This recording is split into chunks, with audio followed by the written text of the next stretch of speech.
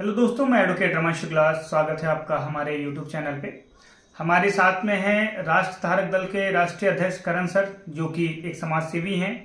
धर्मांतरण, लव जिहाद और गरीबी उन्मूलन जैसे मुद्दों पे लगातार काम कर रहे हैं। अब तक 200 प्लस लड़कियों को इन्होंने लव जिहाद से बचाया है, कई लोगों को धर्मांतरण से बचाया है और लगातार ऐसे कार्य कर रहे हैं।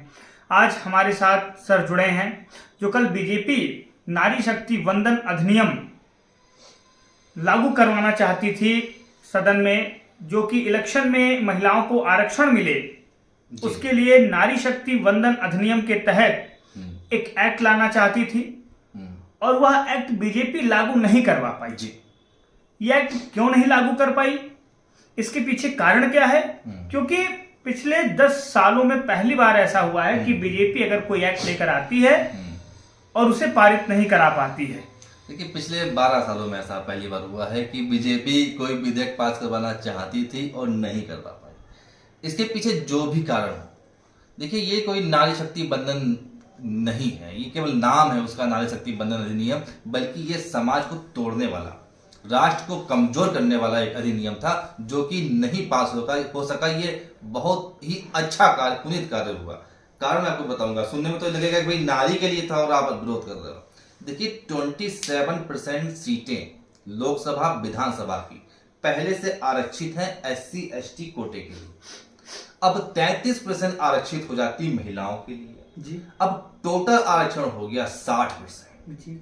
जब सोचिए, आप विचार करिए, 60% सीटें रिजर्व हो जाएंगी तो 40% सीटें केवल योग्यता के आधार पर, लोकप्रियता के आधार पर बचेंगी। तो उस राष्ट्र का, उस पार्लियामेंट का कल्याण कैसे होगा? कितनी गंभीर विषय। 60% बिल्कुल है, सही कहा। दूसरी बात, जैसे कि UGC एक्ट लेकर के आए, उसमें क्या था, सामान्य वर्ग के लड़के, उनके विरुद्ध था, पुरुषों के विरुद्ध था कि वो उनके ऊपर तमाम प्रेशर आ जाए, दिक्कत आ जाए। यहां पर भी यही खेल हो रहा था, सामान्य वर्ग का पुरुष कहां जाएगा? जब सारी सीटें आप रिजर्व कर देंगे, SC ST रिजर्व कर देंगे, महिला रिजर्व कर देंगे, तो सामान्य वर्ग का पुरुष, और यहाँ पे OBC वर्ग का पुरुष भी प्रभावित होता। यदि हम या आप कहीं से चुनाव लड़ना चाहते हैं, कैसे लड़ पाएंगे जब 60% सीटें रिजर्व हो जाएंगी? तो ये एक बहुत बड़ी समस्या थी। इस समस्या से हमारा देश बच गया। दूसरी बड़ी बात मैं कहना चाहूंगा, जब आप कोई कार्य करते हैं तो आपको ये देखना चाहिए कि दुनिया में क्या हो रहा है। आपने 10 देशों का संविधान कॉपी किया, भारत देश का संविधान बनाया, तो आप सोचिए कि इस तरह का कोई नियम किसी अन्य देश में है? किसी भी बड़े देश में महिलाओं को इस प्रकार से पार्लियामेंट में रिजर्व नहीं दिया गया, रिजर्वेशन नहीं दिया गया। रिजर्वेशन देने का तरीका जो है वो ये है कि आप पार्टियों का कोटा निर्धारित करिए कि पार्टियां कम से कम 33% या 40% जो उम्मीदवार उतारेंगी, तो उसमें कम से कम 35-40% महिलाएं होंगी। ये बात आपने बहुत सही कहा कि जब आप ऐसा कोई नियम न लेकर आइए कि वह नियम जबरदस्ती लोगों पे थोप दिया जाए। आप ऐसा नियम लेकर आइए कि लोग वहां तक पहुंच भी जाए और उनको तकलीफ भी ना। तो ये मतलब है कि ये नियम जो था, जो मैं बता रहा हूँ, पार्टी वाइज होता, तो उसमें थोड़ा सा योग्यता बनी रहती और एक मतलब है कि फ्रेश माहौल वाला सीन रहता। और ये बीजेपी नहीं चाहती थी। बीजेपी चाहती थी कि उनके अपने चाटुकार लोग आए, उनके हिसाब से महिलाएं आए, जो उनके आगे पीछे दाएं बाएं सब बैठ सके, और एक ग्लैमर वाला माहौल अमित शाह के लिए और नरेंद्र मोदी जी के लिए क्रिएट हो सके। वो शायद ये चाहते थे, तो फिलहाल वो नहीं हो सका। ये बहुत अच्छी बात है। अच्छा सर, ये बताइए, आपने बहुत ग्राउंड लेवल पे काम किया है जी, और आप रेगुलर करते भी आ रहे हैं। शायद अब तक मैं जितने लोगों से मिला हूं, उसमें अगर समाज सेवी जो अपने आगे लगाते हैं कि वो समाज सेवी हैं, तो समाज सेवी में आप ही मुझे एक ऐसा मिले हैं जो सच में समाज सेवा कर रहे हैं।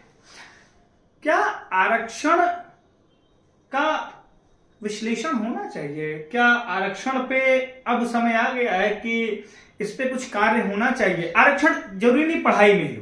नहीं, मैं इस पे बस यही कहूंगा, मैं इस पे बस केवल इतना कहूंगा कि भाई साहब, आप जो विकसित देश हैं, जो बड़े देश हैं, जिन्होंने तरक्की करी, उन्नति करी है, डेवलप हुए, उनको देख लीजिए। उनके यहाँ क्या 70% का आरक्षण है? क्या 50%, 60%, 70% का जातीय आरक्षण है? भाई साहब, किसी भी देश में जातीय आरक्षण नहीं है, और महिलाओं को भी इस प्रकार से आरक्षण नहीं दिया जाता जिस प्रकार से यहाँ की सरकार दे रही है।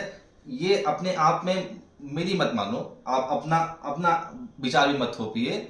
मैं ये कहूंगा आप अमेरिका को देखो, चीन को देखो, जापान को देखो, ऑस्ट्रेलिया को देखो, ब्राजील को देखो, मैक्सिको को देखो, रूस को देखो, इन देशों को देखो और उस हिसाब से देश की नीतियां बने। और फिलहाल मैं फिर आता हूँ इसी सर एक टिप्पणी मैं चाहता हूँ इससे पहले। हाँ जी, हाँ जी, हाँ जी, ये बताइए कि 1947 में हाँ जी, हाँ जी, भारत आजाद हुआ, 1949 में चाइना आजाद हुआ। चाइना ने ऐसा क्या किया कि चाइना आज अमेरिका की आंखों में आंखें डाल के खड़ा है और हम अमेरिका के आगे करबद्ध खड़े हैं? आप तो 47 बहुत पीछे चले गए, आप 1990 में आ जाइए। भारत की जो जीडीपी थी और चाइना की जो जीडीपी थी वो लगभग बराबर थी। 1947 से 1990 तक जीडीपी बस थोड़ा सा ऊपर नीचे अप डाउन रहती थी, लगभग बराबर रहती थी।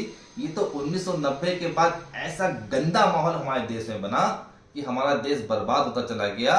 और चाइना ने कुछ ऐसा नहीं, उसने कुछ बहुत बड़ा तीर मारा है, उसने केवल अपने संसाधनों का सही इस्तेमाल किया, जनसंख्या नियंत्रण करी और अच्छी राजनीति उनको मिली। सी जिनपिंग एक अच्छे इंसान उनको मिल गए, एक अच्छे राजनेता उनको मिल गए और देश तरक्की। सर आप ये बताइए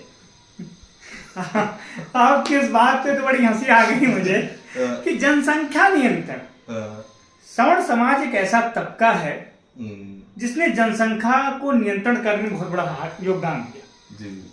मतलब मैं अपने खानदान की बात करता हूँ, 2 भाई, किसी के 3 भाई, 2-3 ऐसे करके सबके, हमारे भी यही है 2-3 ऐसे करके। सवर्ण समाज ने देश को बहुत बड़ा योगदान दिया जनसंख्या नियंत्रण करके।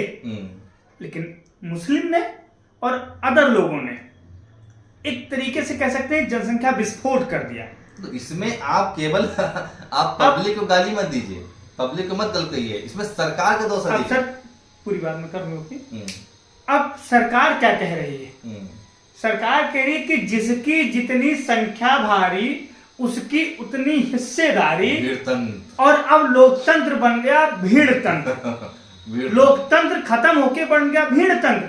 मतलब हमने देश के लिए जान दी, हमने देश के लिए बच्चे नहीं पैदा किए, हमने देश को जनसंख्या नियंत्रण कानून जब नहीं लागू हुआ फिर भी अपने ऊपर लागू किया, देश को बचाया। और ये सब क्या हुआ? अब हमारे बच्चे यूजीसी जैसे नियमों में बलि चढ़ेंगे और हमारे बच्चे अब ऐसे बर्बाद होंगे। यही उसका आपको दंड मिलेगा। यही तो साउथ के राज्य इस समय कह रहे हैं कि हमारे यहाँ जनसंख्या कम रही, संतुलित रही, तो हमारी सीटें आप कम कर देंगे क्या? जो इन्होंने परिसीमन लेकर के आए, जो कल बिल पास करवाना चाहते थे, नहीं हो पाया। यही साउथ प्रदेश कह रहे हैं कि हमने जनसंख्या नियंत्रण किया तो उसका हमको दंड मिलेगा क्या?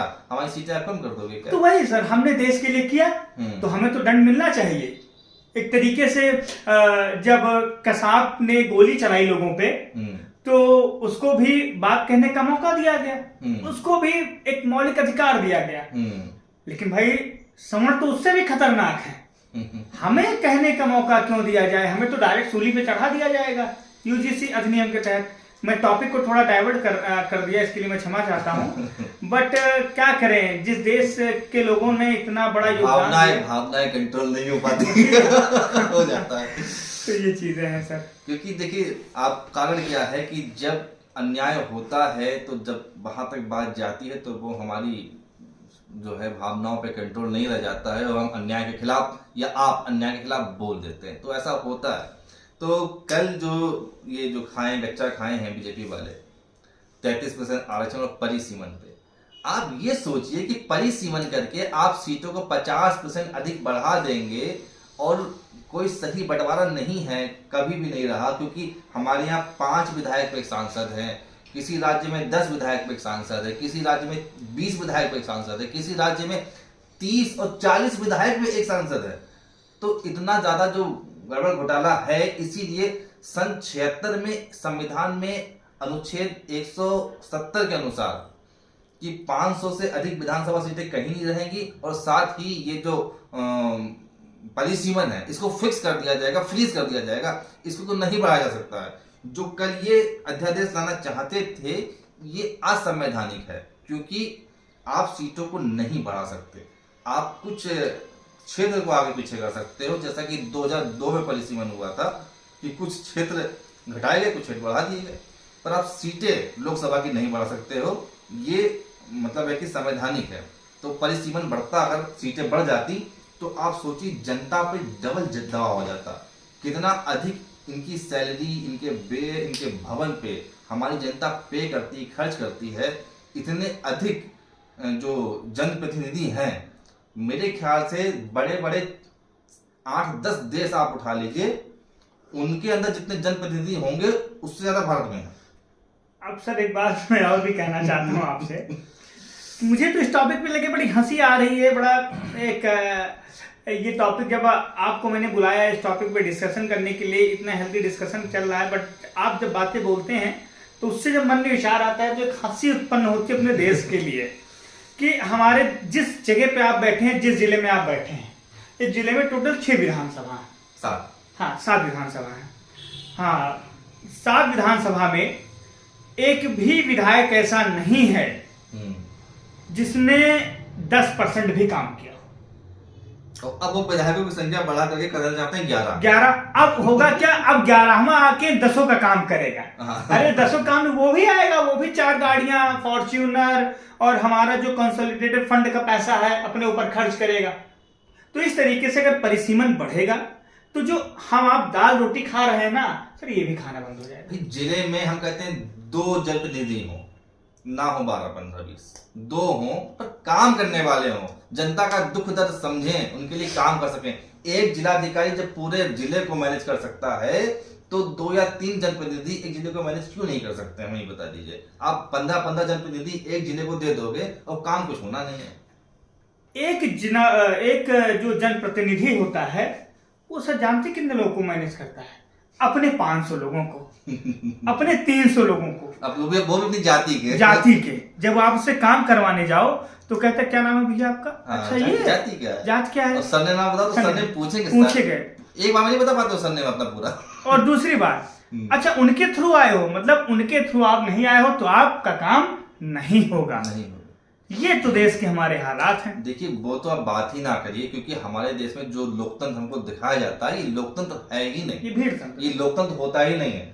सर हम अपने प्रधानमंत्री को नहीं चुन सकते, हम अपने राष्ट्रपति को नहीं चुन सकते, अपने मुख्यमंत्री को हम नहीं चुन सकते। हम केवल प्यादों को चुनते हैं और बेप्यादे अपने मालिक के इशारे पे नाचते हैं।